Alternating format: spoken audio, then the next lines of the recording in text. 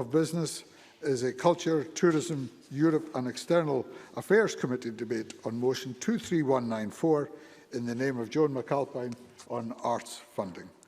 Can I invite members who wish to speak in the debate to press the request to speak buttons?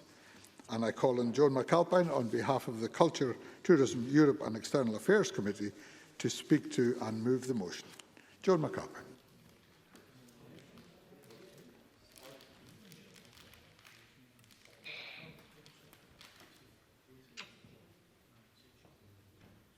Excuse me, Presiding Officer, can I be heard? Hello? Yes, you can be heard, Joan. Please carry on. You can. Okay, thank you very much.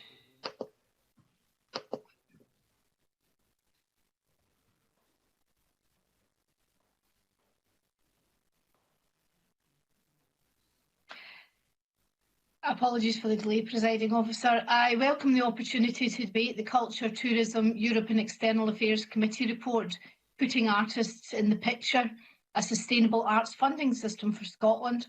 The committee's report was published in December last year. However, due to the impact of the pandemic, it has not been possible to debate it until today. I would like to thank the clerks to the committee for their hard work, the committee members, some of whom have now moved on, and all the witnesses who took the trouble to provide written and oral evidence, particularly those freelancers who did so in their own time. I'd also like to thank Fire Station Creative in Dunfermline and Ayr College, who hosted 2 very useful fact-finding trips, and Andrew Ormiston of Drew Wiley, whom we commissioned to conduct comparative international research, which helped inform our thinking. The cultural sector has been severely affected by the current pandemic, and the future is uncertain for many individuals and organisations. This is relevant to our report, even though it was concluded last December. For example, DG Unlimited, Dumfries and Galloway Chamber of the Arts in my own South of Scotland region, wrote to the committee recently and reflected the views of many when they said the impact of COVID-19 on the culture and creative sectors will be long-term. The principle of an elastic economy does not apply, and the sector will not bounce back overnight once the new normal has been established. Presiding Officer, the committee's inquiry was the first committee inquiry to scrutinise the overall funding of the arts since the Scottish Parliament was re-established. The committee launched this inquiry with the aim of investigating how Scotland could strengthen the funding of the arts. As evidence from the Traditional Music and Song Association of Scotland put it, the budget allocated for public investment in the arts is proportionally far below what cultural activities' impact is on the economy and well-being of the country. The committee launched a call for views in March 2019 and focused on 2 overarching themes. What would a sustainable model for the arts funding look like, and how should that funding be available to artists? The scope of the call for evidence was limited to the art form supported by Creative Scotland, excluding television, film and gaming, as Screen had already been subject to a substantial committee inquiry.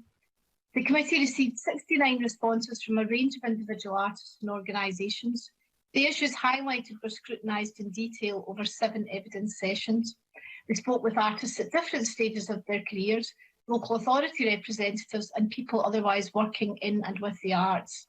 Our recommendations from this extensive work covered 3 main areas: investment in Scotland's artists, the current funding landscape and resettling local and national policy alignment. The Vice-Convener will speak later about the importance of geographical spread of funding and alignment and putting the arts at the centre of policy across portfolios.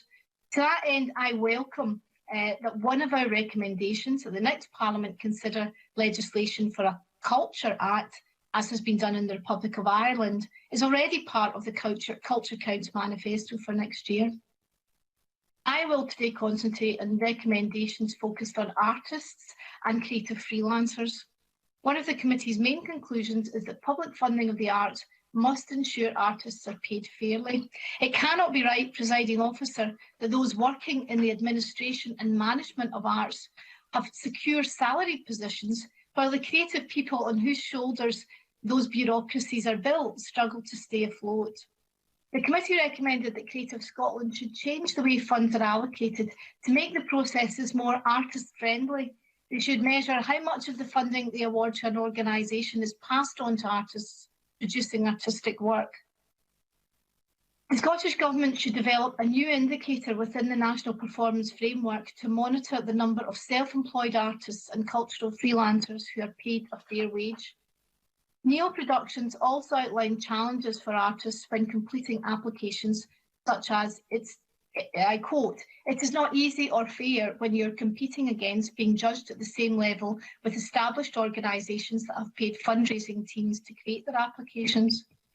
The committee recommended considering incorporating peer review into the application processes, a tiered application process to reduce the burden on applicants who are unlikely to progress to later stages, and introducing funding programmes aimed at supporting artists and arts organisations at different stages of their development. We said individual artists should never have to compete against network organisations for their funding. The committee also recommended that the Scottish Government take steps to ensure that artists and cultural freelancers are included in feasibility studies into a basic citizen's income. So I welcome the inclusion of artists and cultural freelancers in the Scottish Government's report on the feasibility of citizens' basic income pilots, published in June 2020. Visual artist Janie Nicholl described the situation many young people face when choosing a career in the arts. She said artists at all stages of their career are competing for the same type of funding, and it feels as though the fact that some younger or recently graduated artists are probably not taken into consideration. In that regard, the committee made a recommendation for the Scottish Funding Council to ensure that artists in further and higher education are supported to build the necessary business skills to build a career. There was some criticism that all funding is based on projects, not artists' track record. We suggested approaches such as bursaries and stipends used in other European countries, and other possibilities include doctoral programmes, residencies, mentoring programmes and apprenticeships. Presiding Officer, the pandemic has brought home the importance of the arts not only to the cultural economy, to our society, but to our society's well-being.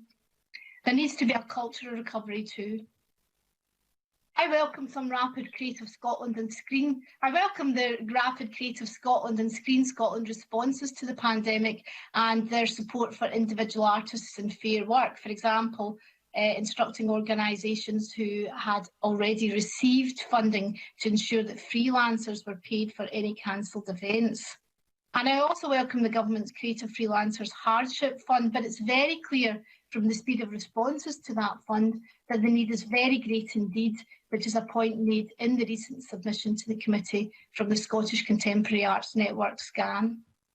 The pandemic has also thrown into perspective our report's recommendations around cultural venues, both in the private, public and social enterprise sector. Indeed, I would argue that all the recommendations in the committee's report are therefore even more pertinent, and I trust they will form the basis for consideration as to how the cultural recovery can take place. I move the motion in my name. Thank you. Thank you very much. I'm sorry that Joan McAlpine could not be seen, but she was definitely heard throughout. And I now call on Fiona Hislop. Thank you, Presiding Officer, and I welcome the opportunity today to debate the findings of the Culture, Tourism, Europe and External Affairs Committee's report on arts funding. I congratulate the committee on the broad-ranging evidence it drew together in producing this report. I gave evidence to the committee last November and discussed the Scottish Government's initial thoughts on the important topics being raised. As I said when I responded formally to the committee in April, in the face of the early stages of the COVID pandemic, the economic outlook which will frame the way we can plan future arts funding had already changed just a few weeks into the year.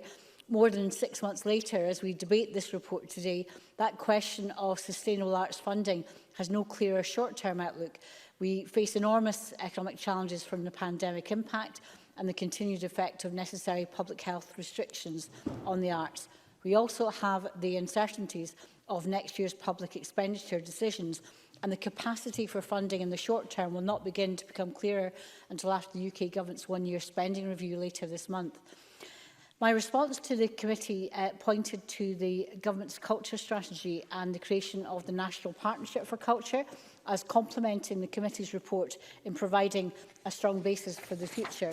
The vision the strategy sets out of a Scotland where everyone has the opportunity to experience the transformative potential of culture is even more relevant now than when it was published shortly after the pandemic began. Through the culture strategy, we have already established the new National Partnership for Culture to keep the national culture conversation going, as we were asked to, and to provide a voice for the sector. The partnership has created a measuring change subgroup, which is now developing recommendations about the monitoring and the evaluation of the culture strategy, and that takes forward one of the committee's recommendations.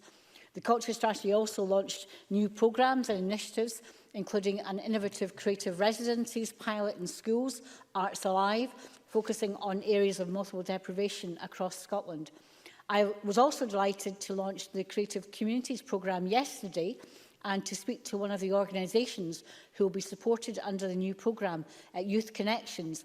With our support, their intergenerational work through culture will continue to have a major impact on Greenock's Larkfield community. The Scottish Government recognises just how vital culture is to the future prosperity and indeed well-being of people and places across Scotland, an important theme in the committee's report. The concept of place, where people, location and resources combine to create a sense of identity and purpose, is at the heart of addressing the needs and realising the full potential of communities across Scotland. Tomorrow sees the launch of a national culture collective pilot programme, which will establish a network of creative practitioners, organisations and communities to work together locally and nationally in response to COVID-19. And I think in listening to Joe McAlpine, that need for that cultural recovery is very much part of that approach. The committee raised the importance of funding reaching individual artists and creative people. And I believe the emergency COVID funding measures we've put in place since April are already producing valuable lessons. There has been a range of support for the self-employed and for freelancers. Enhanced support for creative freelancers and organisations has been available through Creative Scotland's Open Fund, and that was boosted by £3.5 million from the Scottish Government. This fund is helping to ensure that the sector across Scotland can continue to respond to the current circumstances. As a very early response, and with our financial support, Creative Scotland's bridging bursaries for arts and creative and screen were established quickly. From March to May, over 2,290 awards were made with a total value of £4.3 million to people in every local authority in Scotland. This was direct financial help reaching people who needed it fast. It was also the beginning of greatly increased engagement between Scotland's art funding body and the freelance community, and I think that's something that the committee, I would hope, would welcome. I pay tribute to Creative Scotland for the speed with which it established and delivered the bursaries, and indeed the other funding streams delivered since then. Taking decisions on individual funding awards in the arts world under intense public scrutiny is not easy, even at the best of times. I think we should all be grateful to Creative Scotland staff for how they have responded to the additional demands and expectations placed on them since March. And we know that freelancers and self-employed people in the creative industries have been especially badly hit. The closure of live events in particular has reminded us that arts and the creative industries rely not just on professional artists, but on a long supply chain of professionals. These include production staff, technical staff and management and promotion, to name just a few. We've provided £5 million for creative freelancers across the Creative Freelancer Hardship Funding operated by Creative Scotland and Screen Scotland. Both these funds are eligible for a wide range of occupations. The funds have been operated in collaboration with sector bodies in Scotland to help make sure that the money reaches those who need it. And in response to demand, I can announce today that an additional £3 million will be added to the Creative Freelancer Hardship Funding, allowing support to reach even more people. Turning now to the overall package of emergency funding that is available for culture and heritage, I have said from the outset that the £97 million made available to Scotland in consequential funding from the UK Government is welcome. Just days before that announcement of the £97 million, the Scottish Government had announced £10 million of support from our existing budgets to support performing arts venues, and so that brings the total package to £107 million. And I know that colleagues will continue to take a close interest in how that £107 million is being spent. I updated the committee on the 29th of October, and that letter has been published on the committee website if members wish to see the detail. Today, Presiding Officer sees 30 independent cinemas and 2 touring operators serving communities across Scotland receive £55 million recovery and resilience funding. Today also sees the announcement that Amazon Prime has revealed plans for a 6-part supernatural thriller set on a North Sea oil rig, which will be made at the First Stage Film Studio in Leith. I'm just closing.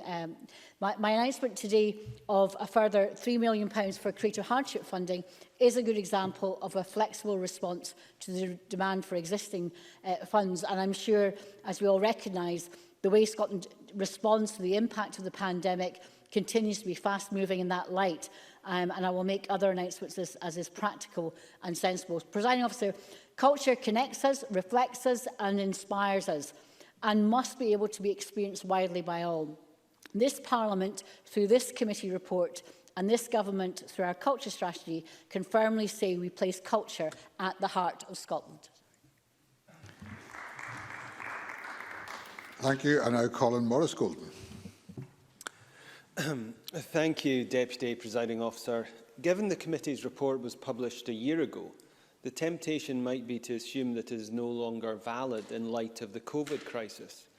But that could not be further from the truth, with many of the challenges the committee identified having been amplified by this crisis. Not least of all, the precarious situation faced by many artists and freelancers, the people who help shape our vibrant national identity as Scots. The massive scale of the UK government's rescue package have thankfully saved many of those jobs, but there is now a need to secure them in the long term. So I welcome the committee's recommendation of an indicator to monitor payment of the living wage amongst artists and freelancers. Not only can that help provide more financial stability for those working in those sectors, it will hopefully act as an assurance to help attract people to those careers in future. Venues too have faced enormous pressure with a need for both short and long-term support. We have seen, for example, Capitol Theatres, which owns both the King's Theatre in Glasgow and the Festival Theatre in Edinburgh, facing a shortfall of almost £2 million as soon as March. Similar stories are repeated across the country in theatres, museums, cinemas and other venues. As such, I welcome the Scottish Government's announcement last week of additional support for flagship venues, such as the Burrell Renaissance Project in Glasgow, Dundee's V&A, and I'm pleased to say Capitol Theatres. But Capitol Theatres actually had to write to the First Minister back in September to highlight the fact they were being excluded. So much so, in fact, they ran a crowdfunding campaign to fund their own support. Would men be away? I was just about to mention the Culture Secretary. So that... Fiona Hislop. Thank you for the recognition of what we've done. We've been engaging with Capitol Theatres for longer than that, and I would also point out the King's Theatre in Edinburgh is the one that's received funding as part of that funding package. Morris-Golden. Thank you, and an excellent segue. I believe the Culture Secretary is sincere in her desire to help the venues, as that intervention clearly shows. But nevertheless, it highlights the very point that the committee makes about lack of stable funding and distribution of resources. Pre-crisis, that took the form of fluctuations in lottery support, Creative Scotland's budget being cut, and disruptive geographic spread of resources. In fact, there was no improvement at all in the geographic distribution of regular funded organisations in 2018. With the Scottish and UK governments working together, we can establish a more secure, more stable, long-term funding model. The UK government has provided £97 million of arts funding to Scotland during the crisis, and the Chancellor has just committed to a further £700 million to the Scottish budget. So there is now funding there to lay the groundwork for that approach. And a good place to start would be improving the geographic distribution of support to ensure all parts of Scotland benefit, such as Aberdeen Performing Arts, where the local authority's Chief Financial Officer says a crystal ball is needed to properly plan ahead right now. Beyond a more equitable distribution of immediate support, the committee's suggestion of regional arts officers to stimulate funding where applications are currently low could help ensure ongoing funding stability, especially with a revised tiered application model to reduce the burden on applicants. Better outcomes could also be achieved through strengthening the relationship between the Scottish Government and local authorities, who do much of the heavy lifting in delivering local cultural services. The committee makes the entirely sensible suggestion of a new policy framework to help deliver outcomes, along with guidance on implementing its culture strategy. This is not to say there should be a uniform approach to cultural services and support across Scotland. Every area will have its own needs, but greater consistency in our approach can help deliver the outcomes we want. For example, the committee suggests separating local authority cultural spend from sport and other leisure activities. That would be a sensible change to monitor inputs and outputs for all those sectors and enable more consistent analysis across Scotland.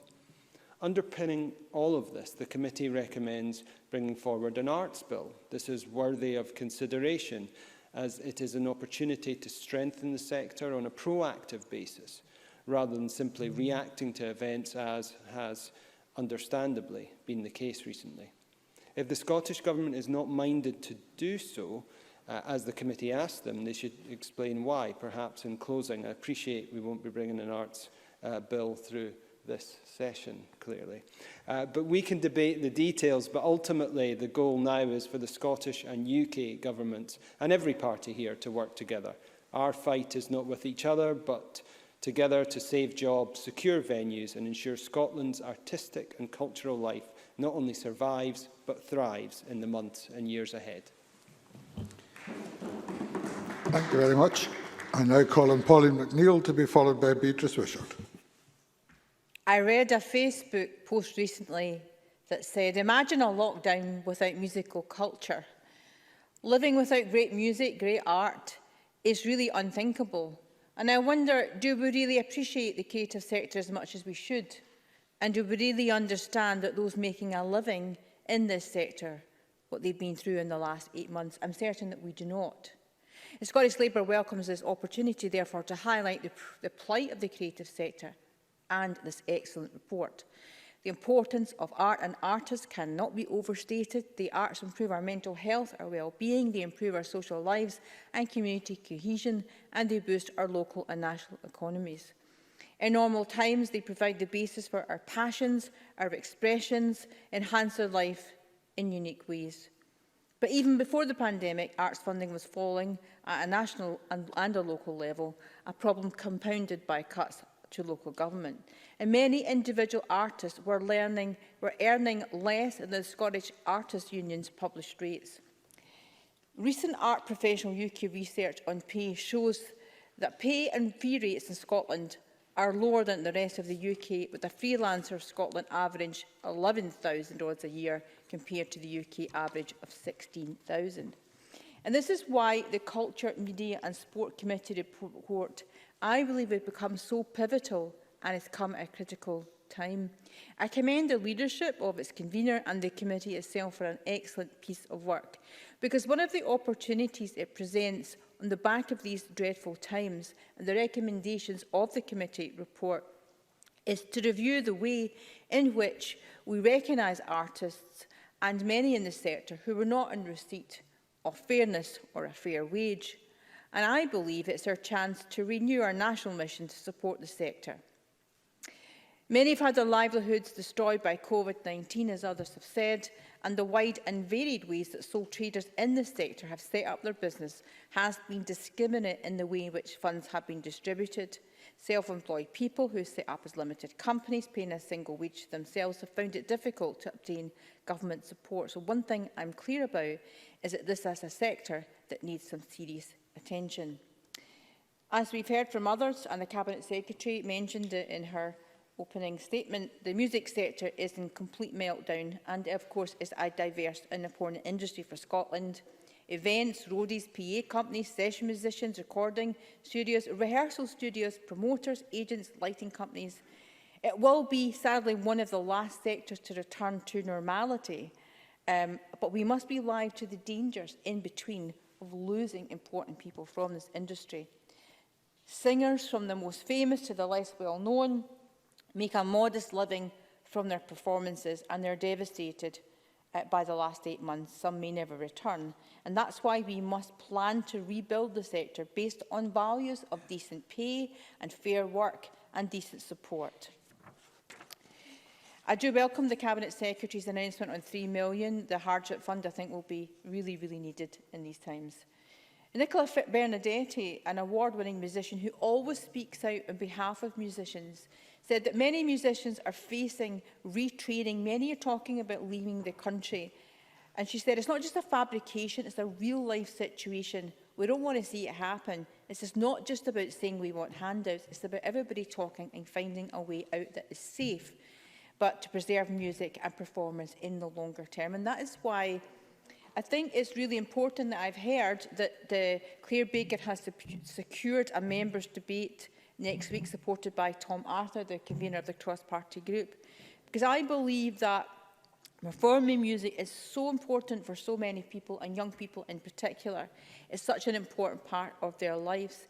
It would also give us an opportunity to discuss the pilot that I mentioned in a previous debate, being promoted by Live Nation, which will run this month in Estonia, using a testing regime of those attending a live music concert to see if it can work and could be a way forward. I also believe it is time to reverse the ban on background music in hospitality settings, as we were the only nation who seemed to have it. I welcomed the First Minister's announcement on that last week, but I hope that I hope the expert group doesn't take too long to come to what is the obvious conclusion that it's time to reverse that ban. In conclusion, Presiding Officer, I think the committee recommendation is just substantial. I just wanted to mention this one in closing, that the recommendation that children should at least have 1 year of music tuition in primary school is such a vital one, that we do not lose any more children desperate for the chance to learn a musical instrument. It is time to refresh and renew our commitment to funding the arts, and this report, I think, has a lot to offer that. Thank you. Thank you very much. I now call Beatrice Wishart, who will be followed by Annabel Ewing. Thank you, Presiding Officer. This is a particularly bleak time for the creative arts industry. The workforce faces widespread redundancies and the prospect of being under lockdown for longer than any other sector. Oxford Economics Research projects that the creative sector will be hit twice as hard as the wider economy in 2020. The reasons for that are obvious. As the report of the Advisory Group on Economic Recovery wrote, sectors most dependent on physical presence, travel and discretionary spending by consumers, hospitality, tourism, culture and leisure, have been hit the hardest. The Federation of Scottish Theatres offered a submission to the committee in May, which called the impact of COVID-19 immediate and devastating. The ripple effects are far-reaching. Closing a theatre means professionals in the supply chain working in catering or on audio-visuals are affected too. And so, even though the creative world looks completely different to how it did when this report was published last December, it is even more important to have this debate. According to the Scottish Government's latest figures, the creative industry sector is made up of around 15,000 businesses, employing more than 70,000 people. And that doesn't include a large freelance workforce. In my own constituency, the sector is vibrant and exciting. The Shetland Arts Development Agency reported that in 2019-20, there were 4,357 concerts, screenings and exhibition days across the islands, with 185,636 audience attendances. For an island population of 23,000, that's not bad. If the arts need a defence, then those numbers speak for themselves. While there's been significant capital investment in museums over the past decade, Net spending on museum services across Scotland has fallen by 5.9% since 2010-11. The ability to make further savings while maintaining current services has now reached its limit. In a survey conducted by Museums Galleries Scotland, 70% of ALIOs that responded said they had made all possible savings through operating efficiencies and that further cuts would require venue closures. The creative industries add indisputable benefits to communities and individuals, to our social capital, as the Benny Higgins report described, to our health and well-being, and to our communities' coherence and development. When we have discussions about how we might rebuild the sector, and we consider what kind of world we want to see on the other side of the pandemic, nobody would wish for one where these jobs and benefits do not exist. But without robust government support, that could very well happen. Too many people have fallen between the gaps in the various support schemes offered by the UK and Scottish governments. There was a clear failure to recognise the value of investing in people like freelancers. Liberal Democrats have been calling for the UK and Scottish government to work together to introduce universal basic income and give some stability to creative professionals in this time of crisis. Supporting the arts industry to recover is a pressing challenge. Once we do that, we need to return seriously to the issues raised in the committee report.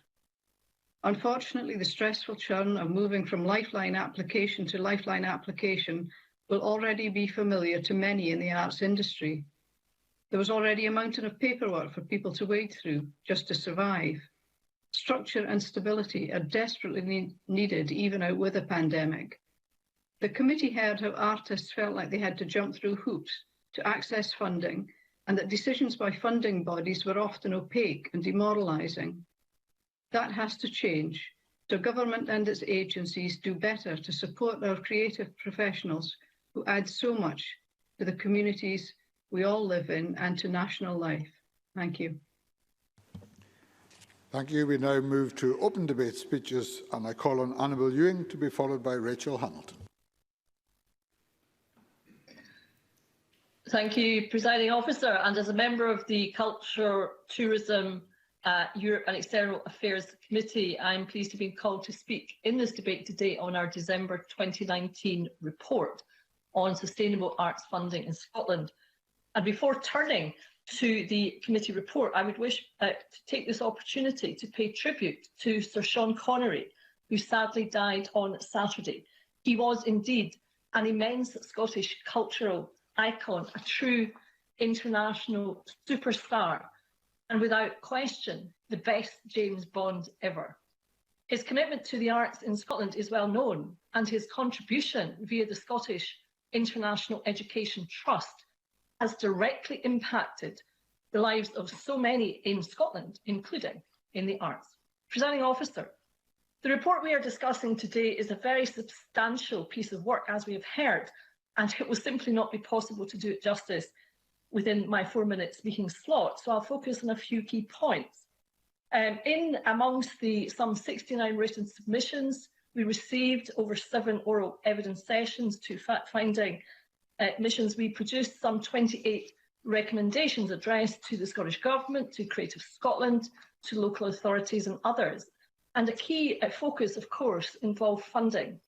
And there was certainly support for a cross-portfolio approach, given that the benefits of arts and culture to society at large do not fit within a single portfolio, and people did not want to see any silo mentality. There was mention indeed of the EU's Creative Europe programme, which provides for match funding.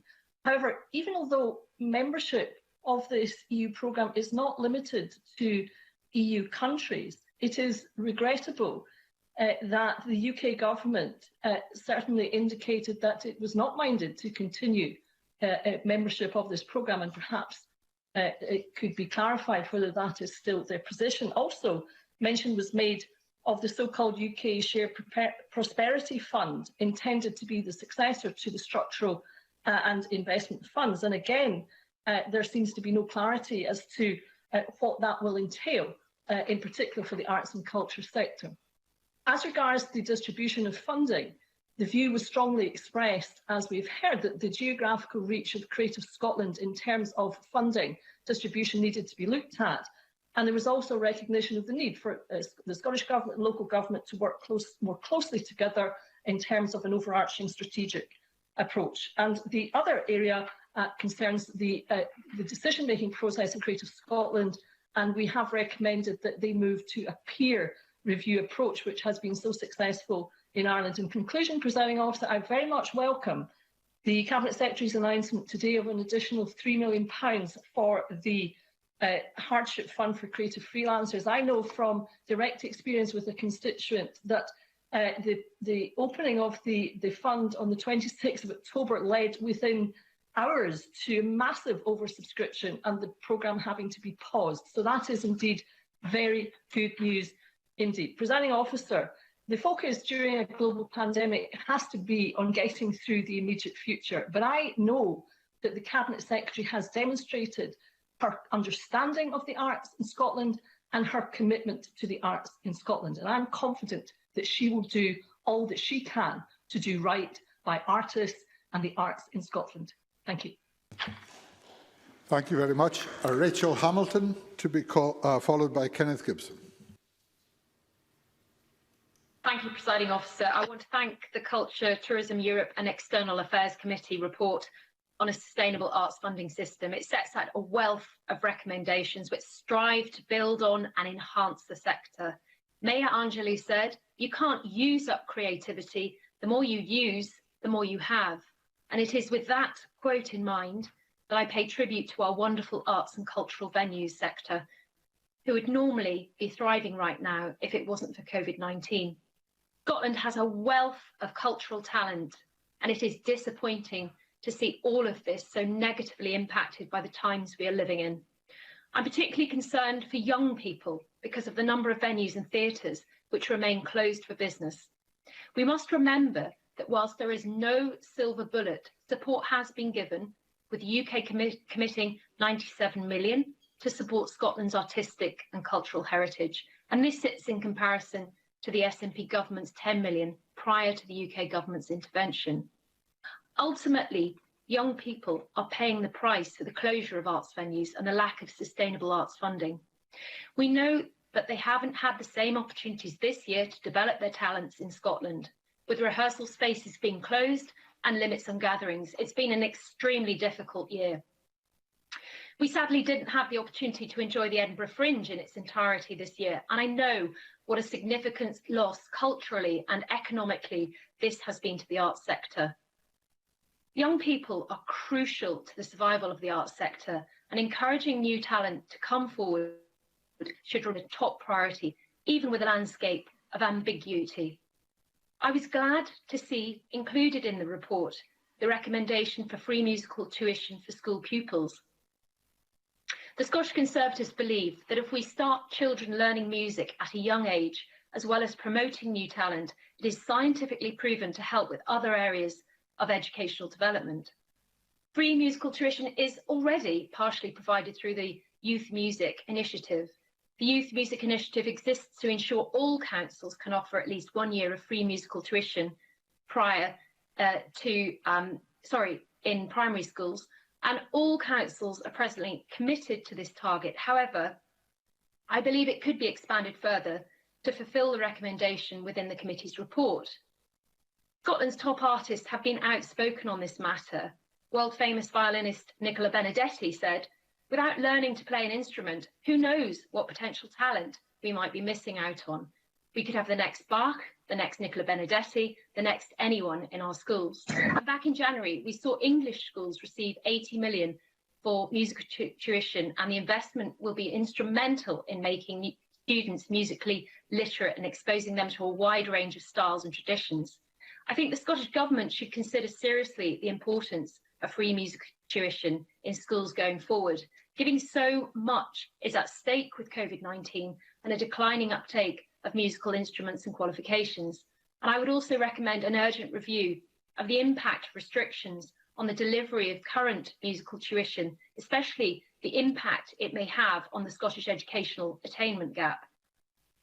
In conclusion, Presiding Officer, I welcome the report. I believe it goes some way in addressing the deep-rooted issues at the heart of arts funding and its long-term fragility. We need to see sustainable funding that delivers long-lasting results in promoting culture and the arts in Scotland. And set to the backdrop of the COVID pandemic, this has only become harder. We need to see action from both of Scotland's governments to work constructively together to ensure the arts sector can weather this storm. Thank you. Thank you very much. I call Kenneth Gibson to be followed by Sarah Boyer. Thank you, Presiding Officer. The lockdown period earlier this year was a challenging and lonely time for many of us. People were told to refrain from all kinds of social interaction and stay at home. And during this time, many of us were able to find some comfort in the arts, whether it was rereading our favourite book, listening to some music to relax, or watching the latest film releases on a streaming service. That's when not inundated by constituents, of course. The arts made those difficult months a little bit easier for most of us. However, for theatre, opera and cinema buffs and the artists who provide the entertainment, or those who work in our museums, or for the National Trust, or so many other areas of cultural life we have come to rely on, this period has been awful, with even the world-famous Edinburgh Festival cancelled. Unfortunately, as a society, we don't always value our artists and cultural freelancers enough. Too often, we just take their work for granted. I'm therefore glad that the Scottish Government has already committed to support culture, creative and heritage sectors with over £107 million of emergency funding.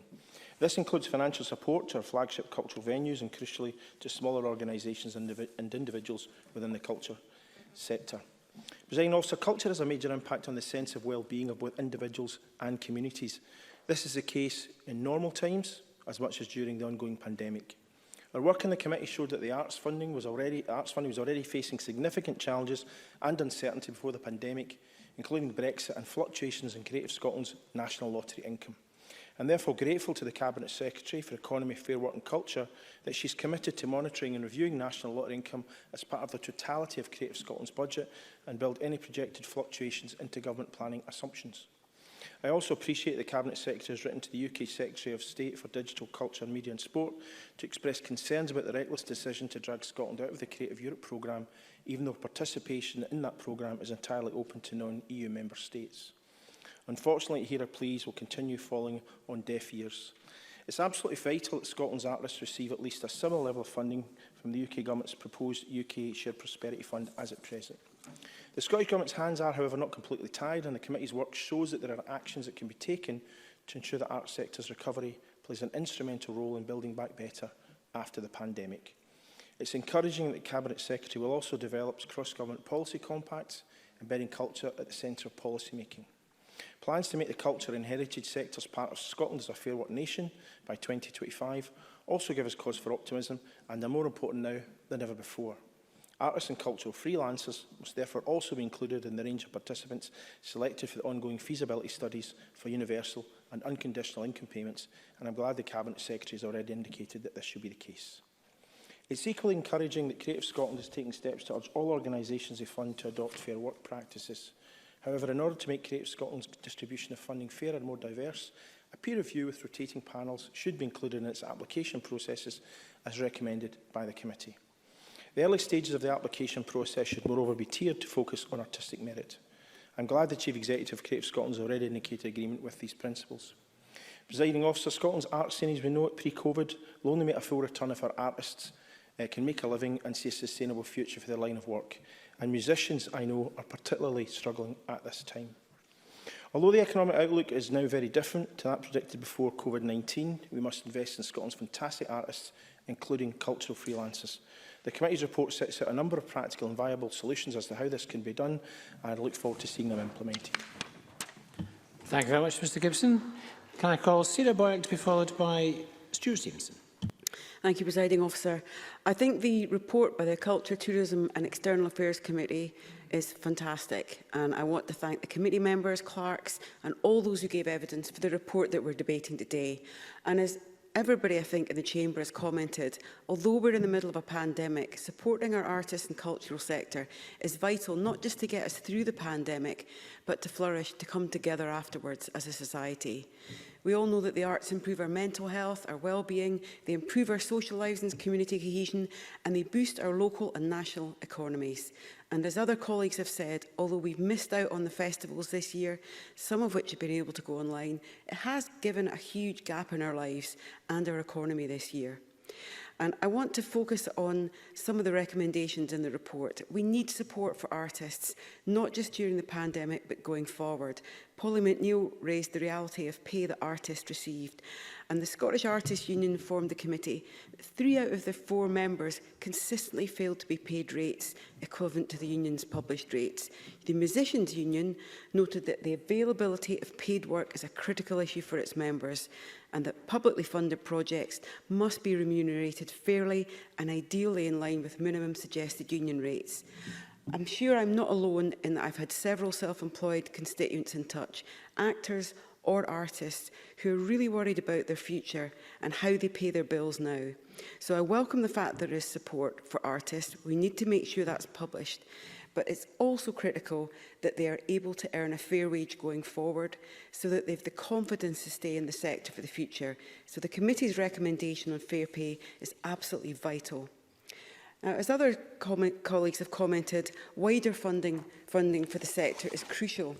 And it is clear that there's been a real-term reduction in funding for the arts, and the relatively low proportion of GDP spent on the arts in Scotland compared with other EU countries, and we need to fix that.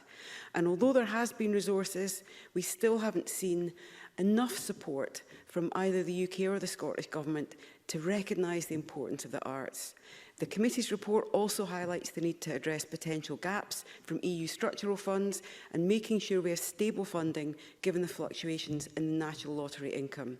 So I do very much want to support the key recommendation. Yes, on that point. Cabinet Secretary. I think it's a really important point. Several members are saying that culture budgets in Scotland have been cut. Actually, and I can say, I understand there'll be pressures going forward, but they actually haven't been in Scotland. And if you look at level 3, 2021, for example, the total for culture and tourism went up by £1.5 million. So the idea that there's a cut, I think, is wrong. And I think that was an important part of the evidence, the continuing evidence to the committee. So I just wanted to make that point. Sarah Boyd. Well, that takes me very neatly on to my next point, which is about the important recommendation from the committee that the Scottish Government is clearer about its upcoming culture strategy spending fund and to identify opportunities to support the arts sector from other portfolios. It shouldn't just be the arts sector that is the funding is there. It should be right across government and looking for opportunities. I was at a meeting last night with a local racial equality council, and we were talking about how do we promote climate change and how do we get that issue out there. And arts is one of the key ways that people can engage. So the recommendation is vital to acknowledge that the challenge the sector and artists in particular are currently facing. So we need the funding investment. And one of the critical areas where there's a failure at the moment is the focus the committee has put on local authorities to promote and support our arts in our communities. And it does highlight decreasing expenditure by local authorities across cultural and related services, along with the relatively small amount spent on libraries, cultural and heritage policy compared with recreation and sport. So there are some tough questions here, and that's been compounded not just by the brutal cuts made to local authority budgets by the SNP government, but also in an increase in the amount of local authority funding that is ring-fenced for Scottish Government commitments, which are not totally funded and don't include art and culture. So there is a real crisis at a local level, and at the local level it's absolutely critical we address that to support our communities. One example in the report, which I strongly support, is that on music tuition. That needs to be secured and it needs to be available for all young people. Sorry? Rafid, you've only got 4 minutes and we're already at 4:50. Apologies. Apologies. I thought I had 6 minutes. Sorry about that. 4-minute speeches. Right. Well, my last point then is about the capital theatres. I hope the Cabinet Secretary can do more to support capital theatres. The King's Theatre project must be secured by January, otherwise it won't go ahead and will jeopardise arts and culture in Edinburgh in particular. So I support the fact there's been some contribution to capital theatres so far, but there's much more that needs to be done, and I hope that the Culture Committee's recommendations are supported, because they would really help us to keep the sector viable, but that it can flourish in the future. Apologies for going over time, Presiding Officer. That's quite all right. But just to remind Stuart Stevenson, to be followed by Dean Lockhart, that it's 4 minutes. Stuart Stevenson. Thank you, Presiding Officer, and I've started my stopwatch.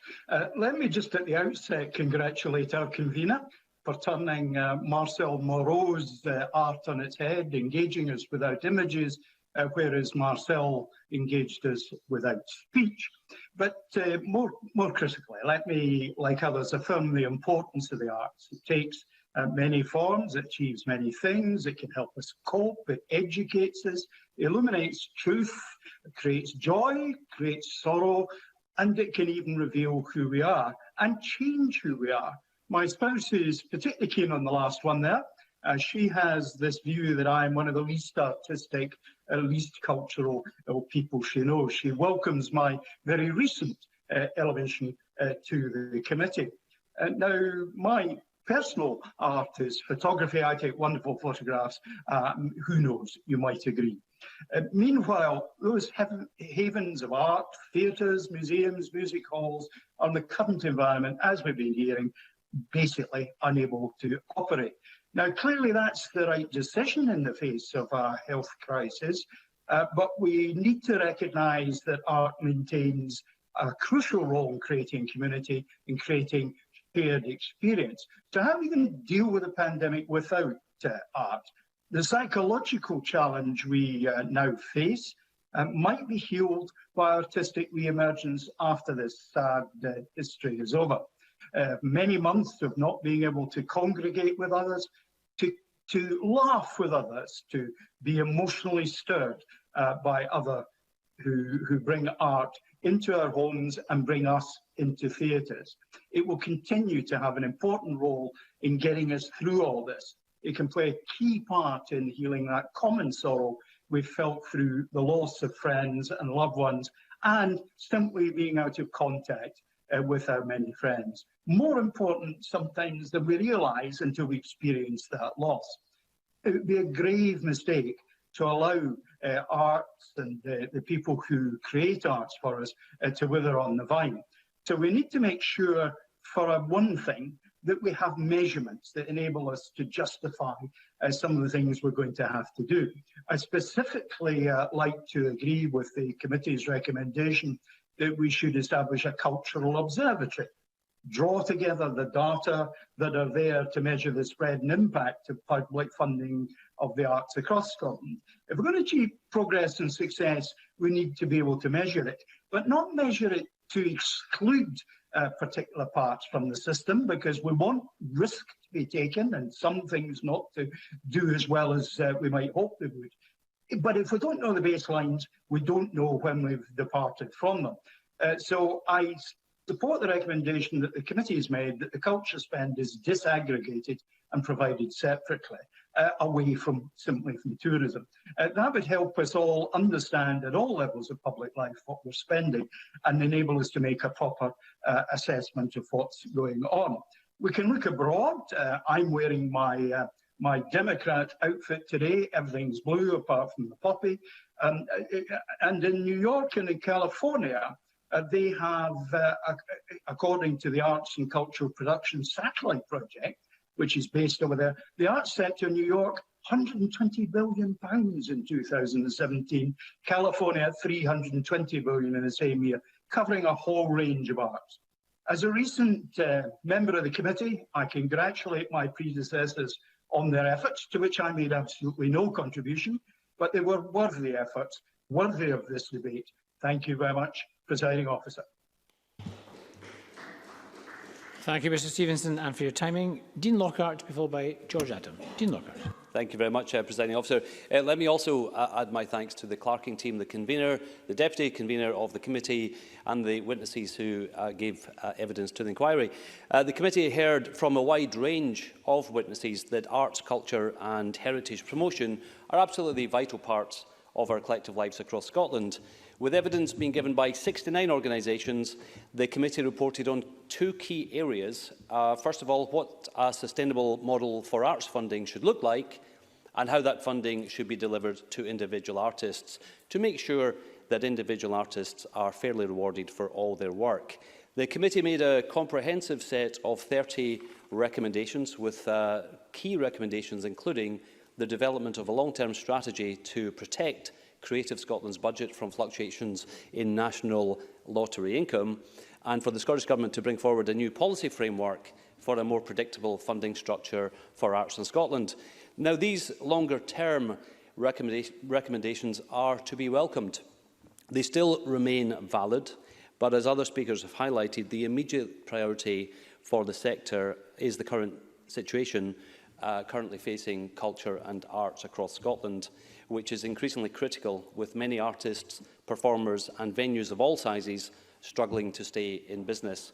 In the Stirling region I represent, the COVID pandemic has had a severe impact, with events such as the world-famous international crime writing festival Bloody Sunday having to be cancelled, with the loss of significant investment and artistic jobs. Iconic cultural and heritage attractions such as the Stirling Castle, the Wallace Monument, the Smith Museum and the McRoberts Centre have all been severely impacted by the crisis, and likewise have impacted negatively on local communities.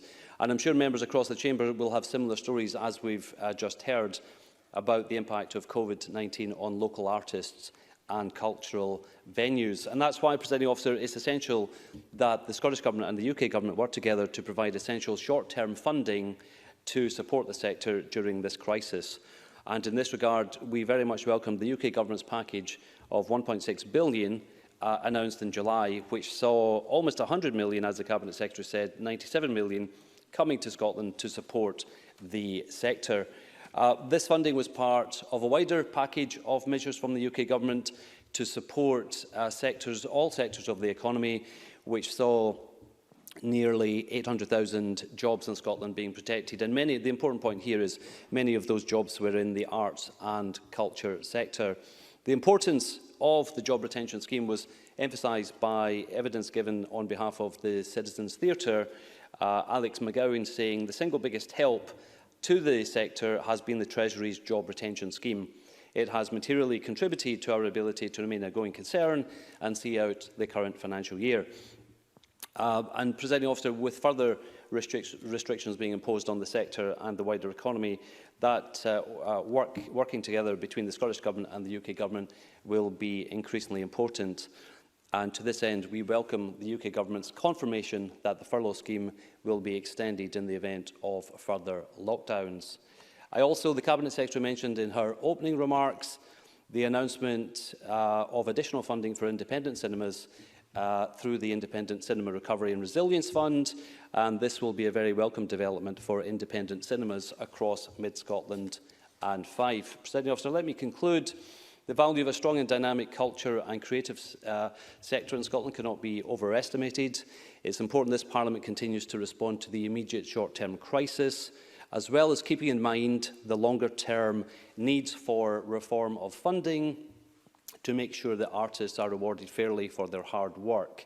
And I think the cross-party nature of this debate today in Parliament is a timely and important reminder of the value of the sector to Scotland. Thank you very much. Thank you very much. And I call George Adam before we move to closing speeches with Alec Rowley. George Adam.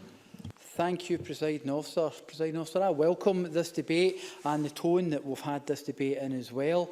The Cabinet Secretary has also welcomed the Cabinet Secretary's commitment to the hardship fund for artists as well, and the fact, because they have particularly had difficulty, as many of my colleagues have said, during this period. Now, I'd like to talk about music in particular, because you only know how much something really means to you when it's no longer part of your life. And music has always been a part of my life. And okay, things are different. You've not got live music and live venues to go to, interact with other people and enjoy music and bands themselves as is. But I can still play the guitar badly, and I can still croon to Stacey expressing my love rather than just say I love you than anywhere else. But it's an important part of our lives for these very reasons, because it explains the fundamental things in life that's important to us, or it does for me in particular. And I think that's why artists struggling, they've had such difficulty with it as well, because they know how important it is. And I've found myself listening to a wee bit more commercial radio over the time, and incidentally they could have been part of the solution to this with some of the artists and maybe helped out a wee bit more by ensuring that they get them on the airwaves during this difficult time. But I've been listening to them and I've noticed that my own musical tastes have taken back into my youth almost. You know, if you're the West Coast of Scotland, you'll know what GBX is. To anybody else on the planet, they have no idea what that is, but I seem to have liking a good dance tune these days as well. And but during the same period of lockdown, we had local music venues in Paisley, the Bungalow Bar and the Old Swan, hosting socially distant nights where bands could still tell people they were still there and give them the opportunity to see what they were actually doing. Now, they couldn't monetize that. That was part of the problem, but they still had that opportunity to actually show everybody, and they were part of the solution. I can give you a perfect example of a Saturday evening. I won't say if Stacey had been drinking in this particular evening, but she actually was listening to one of the gigs that was on, and I came into the room and she's singing away and bopping away. Now, that's difficult for two reasons. One, Stacey has mobility issues, as we all know, and two, she can't sing a note. But it shows you how it could make people happier during that period, and we need to ensure that venues like that are still there when we get to the other side of this. Yes, no problem. Polly McNeill. Can I thank the member, first of all, for livening up the debate? But would the member agree that Paisley is one of those places where, I've been in the Old Swan many times, where local bands pride themselves in coming along to play, and it's a thriving part of the community. And it's very sad for a lot of local musicians as well as participants through lockdown, they're not able to play in their passion. George Adam.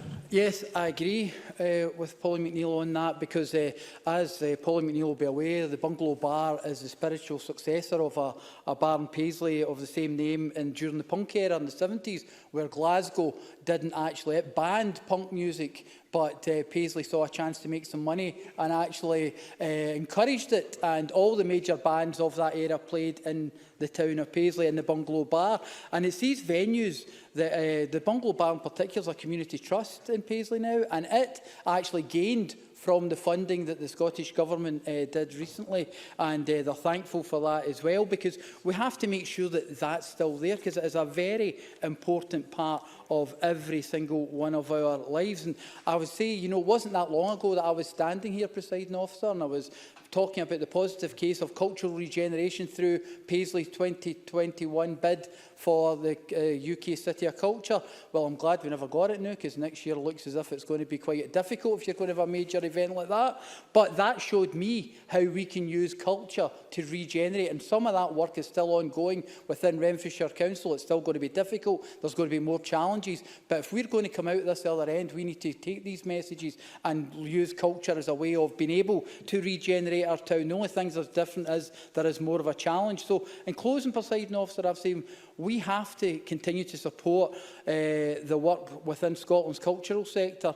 It provides so much, and it's something we all have great pride in. And one day, this will all be over. And one day, when we return to these venues and enjoy ourselves, we'll get that opportunity. The challenge for us now, and the challenge for us is during this crisis, is to make sure that we still have these venues to go to when we get to the other side of this.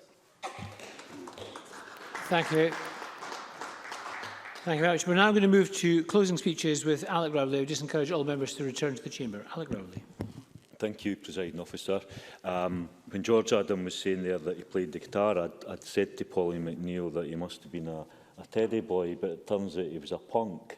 But can I say this report is a really good report. It really is, and there's so much in it.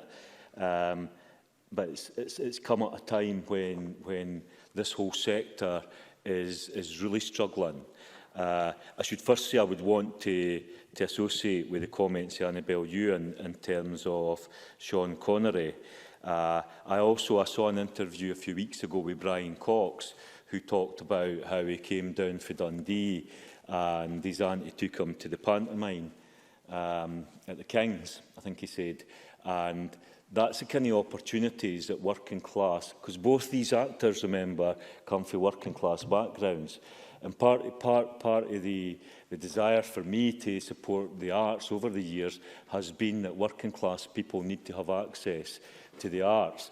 In years gone by, it was more a practice for the middle classes. But I think there are then lots of people within these industries. Indeed, I was looking there at figures that came for the UK government, and they say that creative industries contributed £111.7 billion to the UK in 2018, the equivalent of £306 million a day.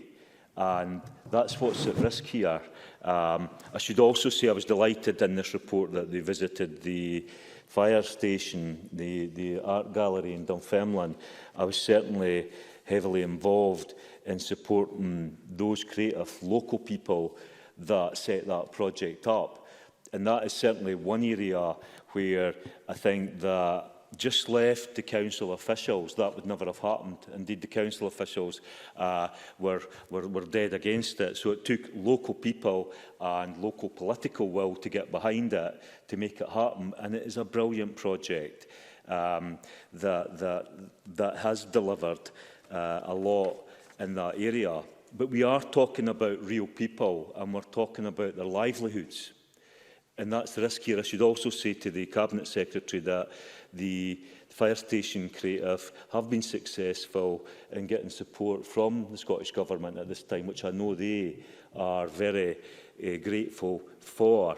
But the opportunities that can be created from that. But the key point I would want to make is that there are a lot of people out there tonight, going to bed tonight, really worried about their livelihoods, their mortgages. These are people that pay mortgages, pay rents, have to put food on the table for their kids. And that's why this report we need to look at, and we need to, I think, support, but look at how can we support these industries. Pauline McNeill mentioned that there are some studies or some projects going on to see how you can bring a live audience back into.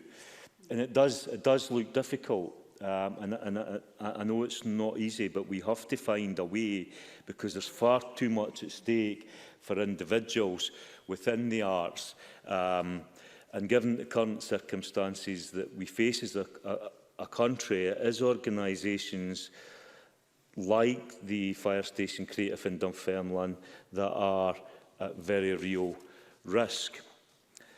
The figures that demonstrate the investment that I mentioned earlier, they do mask some of the shocking underlying issues within the sector.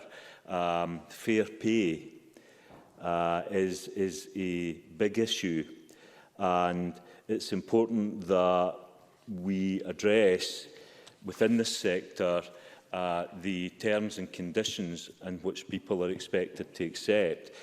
So it is a big sector.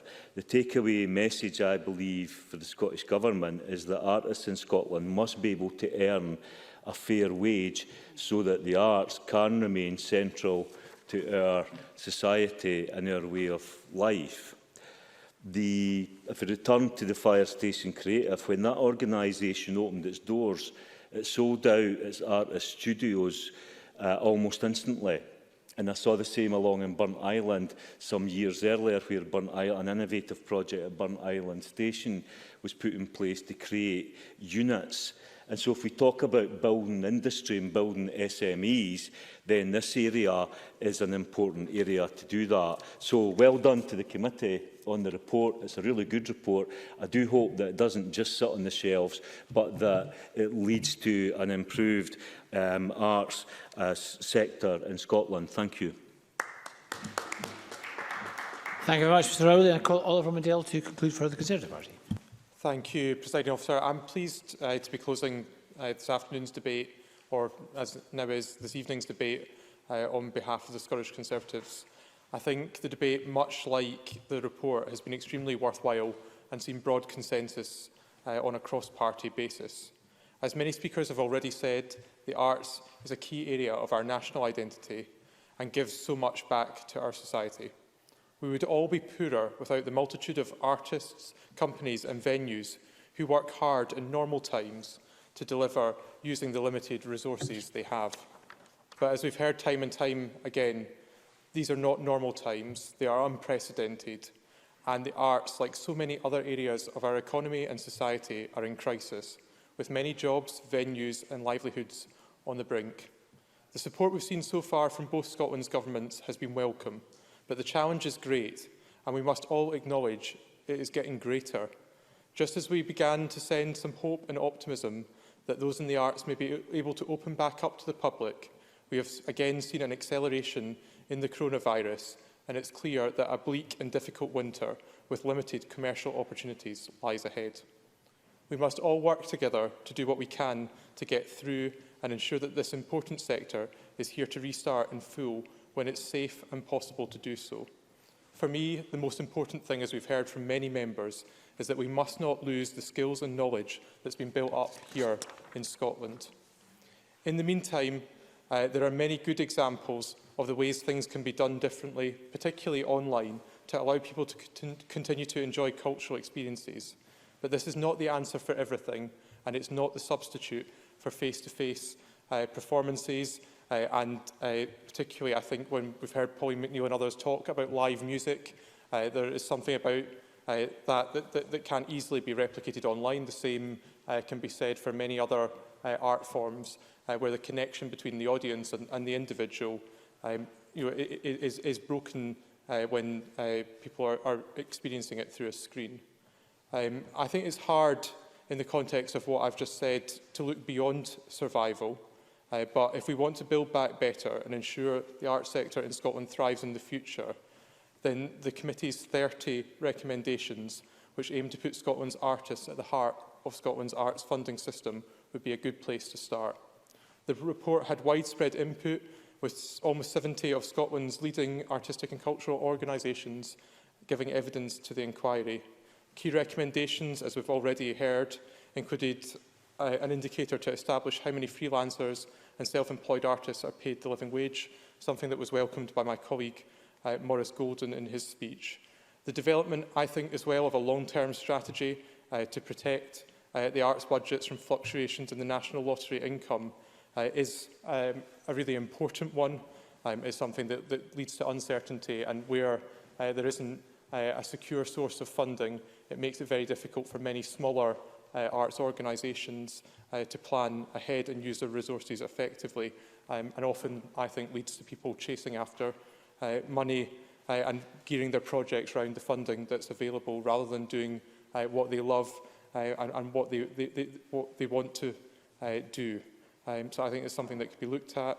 I also think it is important that we do get a new Arts Act that sets out a clear policy framework for funding the arts in Scotland. I understand, like all members, why that's not possible in this session, but I do think it's important that we keep a watching eye and return to it, and those of us who are here in the next session look again at that point. I think these recommendations attempt to capture widespread concerns that the current funding model is complex, piecemeal, and doesn't always ensure that funding reaches smaller organisations and individuals that need it the most. As someone who represents, presiding officer, an area of Scotland out with the Central Belt, there is often a feeling that much of the government spend in this area doesn't make it to more rural and remote communities that often have the greatest need for funding intervention.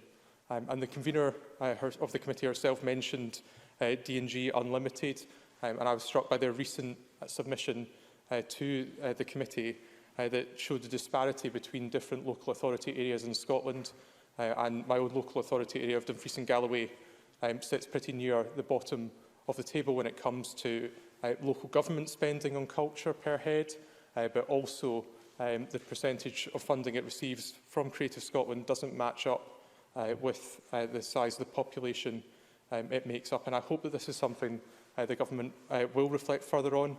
I say that welcoming the funding today that's coming to 2 independent cinemas in the region, who I know will be absolutely delighted with the support that will help them get by in an area where some of the big commercial cinema operators are just not present.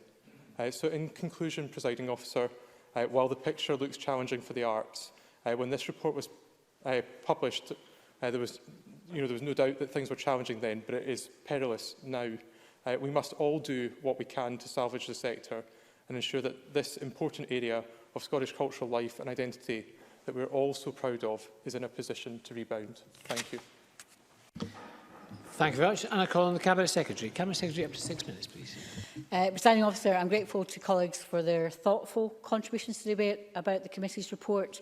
I also think it's appropriate to mark the passing of Scotland's film star Sean Connery, the best Bond ever, and I think his blockbuster presence in the world of film will live on. In addition to responding to the points made in the debate, I'd like to say more about a few of the specific findings of the committee. The committee highlighted the need to reset the relationship between national and local government concerning sustainable arts funding. And in both my evidence to the committee and in my response in April, I set out my wish to engage constructively with COSLA about this. In the culture strategy, we committed to work with culture conveners from Scottish local government and culture trusts, including through establishing a joint meeting of arts and culture conveners. And I'm pleased to say that the first of those meetings happened earlier today. I chaired that jointly with Councillor Kelly Parry of Midlothian Council, who is COSLA's community wellbeing spokesperson. The agenda featured discussions on how local and national organisations can work together to support the culture sector in the current crisis and the role that culture can play in supporting renewal and resilience in our communities. So to Maurice Golden, I think the idea of regional arts officer might be something we can discuss with them. And to Alec Riley, I would say that artist studios and art on the high street was also something that we discussed with local government colleagues today as well. We've made extensive support available to local government, including in recognition of lost income from their arm's length bodies in culture and leisure, totalling £139 million, including £49 million passed on in full from UK government consequentials. But I do want to address this issue of budgets because it's important to understand our starting point. Across the national budget, can I give you a recollection of 2021 versus 1920? And that the Creative Scotland's budget was 67.3 in 2021, up from 66 million. Cultural collections were 79.2, up from 74.6 million. National performing companies stayed the same.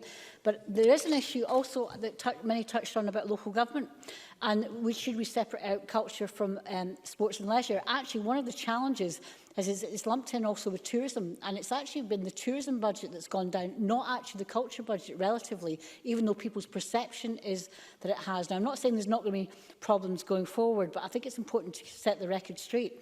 I also think the issue around the National Lottery, I'm not quite sure, the Conservatives seem to focus on this a bit. I'm not sure if they're aware, but we actually stepped in to fund what was a deficit because of a collapse in National Lottery funding several years ago. And although we understand the position might be improving in terms of sales, that's something we'll need to look at very closely. Sarah Boyd made the point, which I think gets to the heart of one of the issues around the committee's recommendations, that we should set a target for arts funding.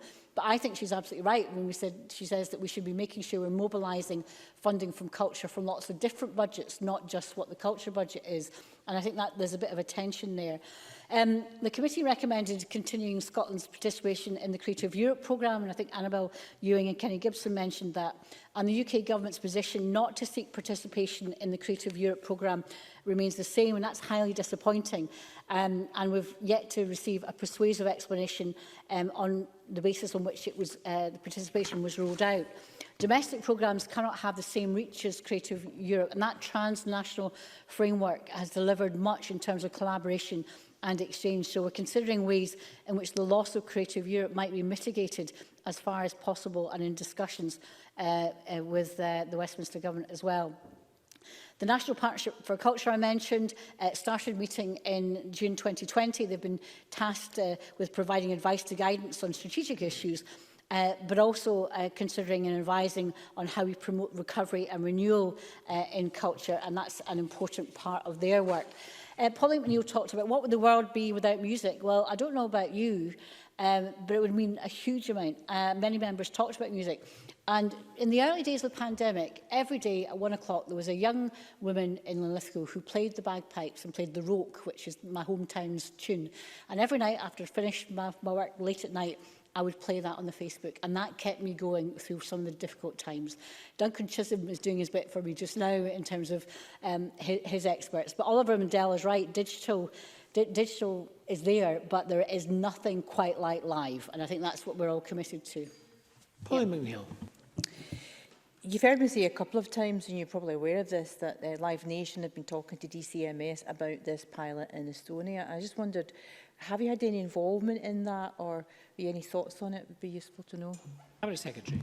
I've not had any involvement, but I have engaged with those that were behind that and are looking at it. And I know the Health Secretary is sitting in front of me, but there is an issue around testing and how strong the testing and how reliable it would be in that circumstance. But we're not closed, but we're obviously very concerned in what could be done. Grassroots Music Fund has been important. I think that's the point that was referred to by George, Adam as well. Rachel Hamilton talked about the importance of music tuition. I think actually what you've seen in England is they're catching up with our Youth Music Initiative with that free tuition and support in Scotland. And on pro rata, we're probably in a stronger position, but there's more to be done. And I was quite specific in the emergency funding that youth arts was supported as well. And that youth arts engagement that's coming through the response to the pandemic might actually be part of the solution to what we need to do to make sure that we've got further engagement as we go forward. The committee raised a number of different points. The monitoring I talked about previously will be involved in that. We haven't agreed every recommendation of the committee. The Arts Act is interesting because Ireland is far more centralised than Scotland is. And actually maybe an arts compact with local government might reflect more of the nature of our relationship with local government. The pandemic has clearly disrupted the immediate work plans in response to the committee, and Creative Scotland's important conclusions on its funding review have been deferred, but actually that may give an opportunity to reflect on some of the committee's points. Presiding Officer, I'm very grateful to the committee for the report, for the important points made this afternoon. And I don't think this will be the end of the consideration of the ideas in that report, but a staging point in a continuing engagement for ideas about the arts in Scotland for the future. Thank you very much. And can I call on Claire Baker on behalf of the Culture, Tourism, Europe and External Affairs Committee to conclude our debate and take us up to, well, just after 6:15. Thank you. Thank you, Presiding Officer. It's a pleasure to close this debate for the committee. I recognise the importance of members speaking about the pressures facing artists and the cultural sector due to the pandemic, which is significant, and Beatrice Wishart described it as immediate and devastating. While the report doesn't address the immediate difficulties, it does seek to find solutions to some of the longer-term challenges, and I'll consider these first. One of the central themes of the committee's report into arts funding is the need for an ambitious long-term financial strategy. The committee supports introducing a baseline target for national arts funding that reflects the value of culture to our society and our economy. The committee's inquiry highlighted that a sustainable arts funding system is one where all government portfolios are strategically aligned to fund the arts in a way that supports and delivers national outcomes. The committee also recommended that the Scottish Government should give serious consideration to setting a baseline target for national arts funding on a cross-portfolio basis above 1% of its overall budget. I welcome the Cabinet Secretary's response that this proposal merits further consideration while recognising the impact of the pandemic. The evidence we heard emphasised the strategic importance of arts funding, and a baseline approach could provide protection and a statutory value. The committee supported the idea of an independent national cultural observatory to address the complexity of data and measure the impact of cultural investment, a model which is used across Europe and could help demonstrate the value of arts to our society. A sustainable arts funding system is also one where the Scottish Government and local authorities work in partnership to support artists in all parts of Scotland. And that is why the committee believed that the relationship between local and national government must be reset. As the convener said, we asked for consideration of an Arts Act, which would establish a new policy framework in partnership with COSLA and local authorities. But I think we will also await further details from the meeting the Cabinet Secretary has talked about this morning with local authorities and COSLA, and the committee would appreciate the chance to hear more about that at a suitable opportunity. A sustainable arts funding system must serve all of Scotland, and the geographical distribution of national arts funding therefore needs to be improved as a matter of priority. The committee recommended that Creative Scotland take action to ensure its new funding approach improves on the current geographic spread of regular funded organisations. The committee recommended that the Scottish Government and Creative Scotland should re-establish a programme of funding for regionally based arts officers in local authority areas, particularly those where Creative Scotland's investment is significantly below the Scottish average. Steps must be taken to boost strategic support in local authority areas that require it. Presiding Officer, the committee report was prepared pre-pandemic and highlighted the significant challenges ahead for arts funding. At the time, the looming challenges were Brexit and fluctuations in national lottery income. Clearly, COVID-19 has considerably intensified the challenges facing artists and the creative community. The committee recommended that the Scottish Government should set out plans to protect Creative Scotland's funding in the long term before the existing commitments to protect Creative Scotland's budget expire. The committee also recommended continuing Scotland's participation in the Creative Europe programme, notwithstanding the points that were made by Annabel Ewing in the debate. Again, the COVID-19 crisis has made the need for long-term planning ever more urgent as unprecedented challenges and threats have emerged. The pandemic has brought many of the issues related to long-term sustainability of the sector to the fore. I recognise that the National Partnership for Culture are supporting the implementation of the culture strategy, but we are in such a different set of circumstances now than we were in February. There needs to be a serious look at the ongoing relevance of the strategy. While the debate is about the committee's recommendations for a sustainable future, it sets out longer-term ambitions. We can't wish away the current situation for artists and cultural venues and companies. The resurgence and viability of the arts is crucial to any recovery, but at the moment recovery seems further and further away as we face further restrictions. The Scottish Artists Union, who gave a significant contribution to the committee report, have launched a campaign, Seeing Red, which is calling for a sustainable future for artists and makers, recognising the impact of COVID-19 and continuing calls for a universal basic income as their members are struggling to stay afloat during this time. The support for the culture sector during the pandemic has been welcome, but there are sectors that are falling through the gaps in support and are facing a very difficult winter where their survival is in question. And we are at risk of facing a cliff edge in March for those that have received support but still face an uncertain future. MSPs talked about reopening the sector, and as the tier system is introduced, we should consider introducing pilots. While much of today has focused on government support for the arts, the income and performances are also important. Pauline McNeill and George Adams spoke about the pressure on the music sector. Can the Cabinet Secretary, perhaps in writing to the committee or myself, confirm that the Tier 1 level includes small seated venues, which would include music venues and small theatres, starting performances? And if it does, would the Scottish Government provide guidance for how these venues should proceed? Will the Government look again at funding pilot events? The Highlands and Islands are in Tier 1 and provide a good opportunity for pilots, which the rest of Scotland could then learn from. Presiding Officer, I will finish with a quote from one of the people I believe left a positive legacy in politics, and that's Jenny Lee, and it's actually her birthday today. She was the First Minister for the Arts, and I'll close with one of her quotes, which is still relevant to the situation we find ourselves in. In any civilised community, the arts and associated amenities, serious or comic, light or demanding, must occupy a central place. Their enjoyment should not be regarded as remote from everyday life. Our everyday life is challenging, and the arts must be supported now and in the future. Presiding Officer, I support the motion in the name of John McAlpine, MSP. Thank you very much. And that concludes our debate on arts funding. And we're going to turn to decision time, and there is just one question this evening. The question is that motion 23194 in the name of Joan McAlpine on arts funding be agreed. Are we all agreed? Yes. We are agreed. That concludes decision time. We're going to move shortly to a members' business debate in the name of Neil Findlay on Amnesty International report as if expendable. We're just going to take a few moments pause just to allow the Minister and members to change it. I'll encourage members to observe social distancing while leaving the chamber and while also to wear masks. A short pause.